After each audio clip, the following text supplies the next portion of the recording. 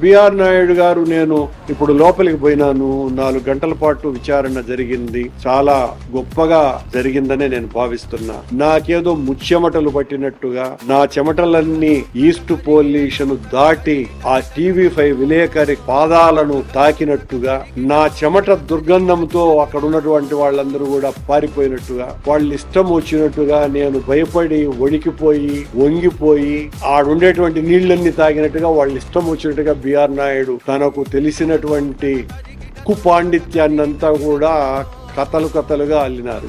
సరే, సంతోషం. బిఆర్ నాయుడు, మళ్ళీ చెప్తున్నా నేను ఏకవచన సంబోధన కూడా ఎప్పుడు చేయను. మిమ్మల్ని చూసిన తర్వాత చేయాలని అనిపించేంత దారుణంగా ఉంది పరిస్థితి. నాయుడు గారు, సారీ.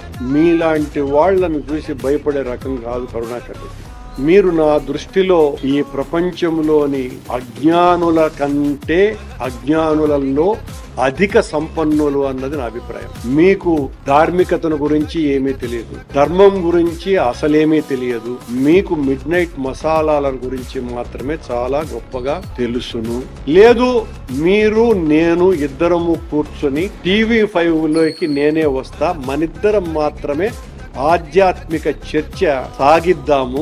నాకు చెమటలు బట్టి బయటకు వచ్చేసి కారిపోయినటువంటి విషయాలను చెప్పినటువంటి ఆ యాంకర్లే ఎవరో వాళ్ళు, ఆ సంధానకర్తలుగా మనిద్దరి మధ్యన చర్చ పెట్టమని నేను కోరుతున్నా. నేను తప్పు చెయ్యను, భయపడను. మీ నిర్బంధాలకు, మీ బెదిరింపులకు భయపడి ఆగిపోయే ప్రసక్తి లేనే లేదు.